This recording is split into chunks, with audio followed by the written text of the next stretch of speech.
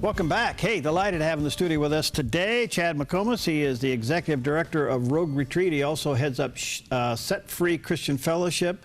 Let's see, I don't know, when do you sleep?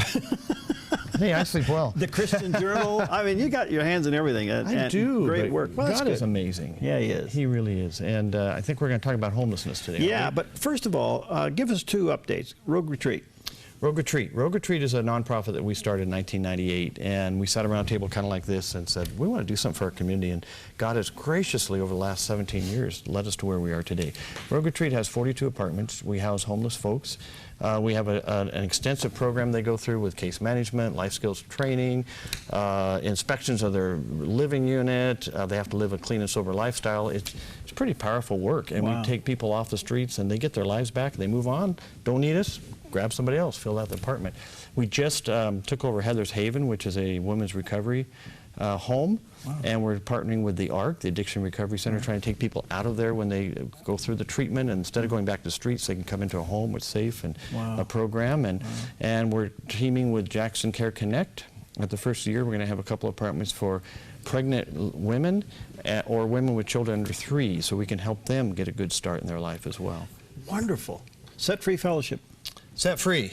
Boys, we're having a ball at Set Free. You know, Perry, I've been reading this word for a long time like you have, and I'd read over all the things where it talks about widows and orphans and the poor and the aliens, and just kind of, yeah, we should do that. Right. But we took it seriously this year at Set Free, and in June we stepped outside the walls of the little church and we started serving the community, and since then everything's exploded. We every Friday we have a service day where we give out clothing, we give out toiletries and water, we have a free lunch teamed up with Tailgate Ministries, we have a food pantry, give away boxes of food, we have a shower trailer, gives free showers and laundry, and we're just excited about what God's done. We have probably a couple hundred people show up every Friday. Wow. And then every other Sunday we do a breakfast for the community and they show up there. It's just, we're having a ball. Wow. And then on top of that, he oversees the Christian Journal, which is, I don't know, how many are you publishing now? We do about 14,000 a month. We serve Southern Oregon, Northern California. The newspaper world is a tough one right now, as you know. Since the crash in about 2009, most Christian newspapers are struggling across the nation, as well just regular newspapers.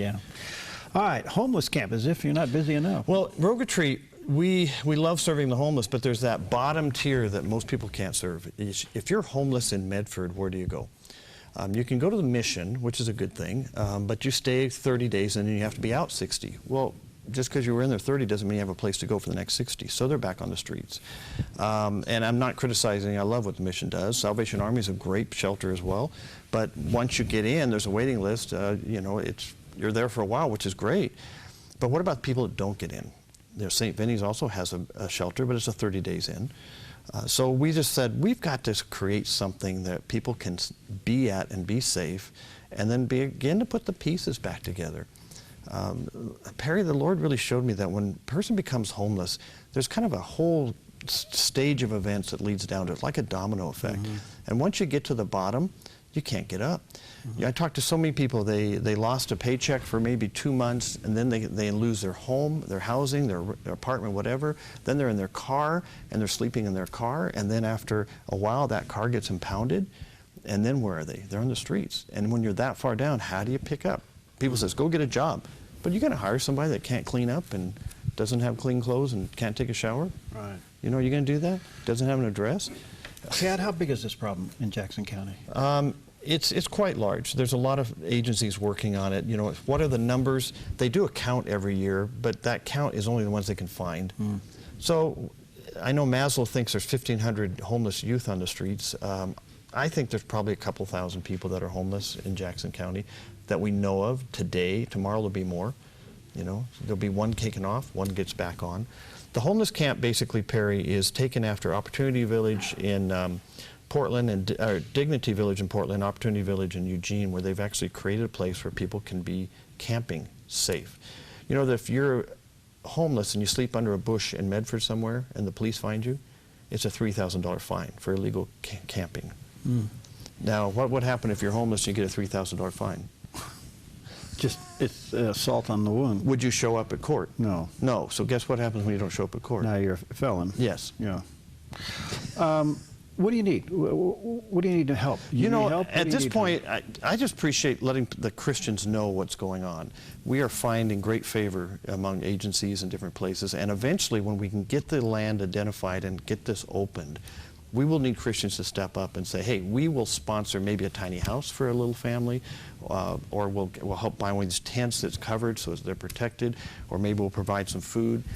I think the Christian community will come out in droves once we get this thing organized. Right now, we're just trying to identify that piece of property that all the agencies in the county and the federal people and all these people will let us use. So you're actually asking for a relaxing of most rules and regulations if you're going to let people just camp on a piece of ground. I mean, that does not meet most protocol. It doesn't, but we're finding great favor with the Medford, Central Point. The cities are thinking this needs to happen. Because they want those people taken care of. They do. And You know, even though they sweep them out of the greenway, you know, you talk to the police and most of them say, this is what we have to do. This is our job.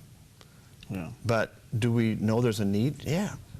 Would we be glad to have you do something? Absolutely. I know Tim George, and I know he's leaving office, but he says, you know, if you can get these people off the streets, that's a great thing. Let's do it. All right. And it's actually cheaper, Perry. Did you know that? Yeah, in the long run. In the long run, it's Yeah, cheaper to house a person than to let them be on the streets. All right. Now, obviously, this is the gospel in action. Yes. You know, when working with somebody who's at the bottom, and you know, I have interviewed people who've come from the bottom, and when they describe what it was like, I couldn't put my head around it. I couldn't get my brain wrapped around what it is to literally be hopeless. And homeless. How do they see God? I mean, they may have cried out to him and he didn't respond, so to speak. How do you get the gospel in? You know, I find that most of the homeless have a deep love for God and Really? a deep appreciation for God because they realize it's God who's taking care of them every single day. I mean, they're grateful for a place to sleep at night. They're grateful for a sandwich that somebody hands them, and they see it as God.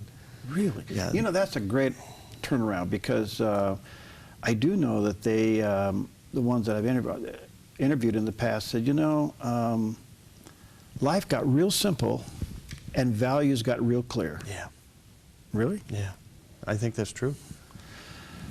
So, when do you think you'll have this put together where we can announce it and get you some help? I'll be back with you very quick. We've been working on this for a while, but we have identified a piece. Actually, the city planner in Central Point has really been working with us, and he identified some land that he says will work if we can get. It's actually owned by a government agency. So if we can get this government Tom's agency wonderful. to work with us, Yeah, Tom's wonderful. then I think it'll just fly like crazy. Because there are good people in government that really want to see good things happen. You know, Chad, I just want to commend you in the work that you do, not only through Rogue Retreat, but... Hi, I'm Paulina, and I work at theDove TV. Did you know that when you support theDove TV, you have a profound impact, not only in our community, but around the world? It's your continued support that takes the inspiration and hope in the programs we produce and makes them available to the thousands of people who are watching these videos online every week. Help bring encouragement and hope to our valley and beyond by making a secure online donation today at our website, thedove.us.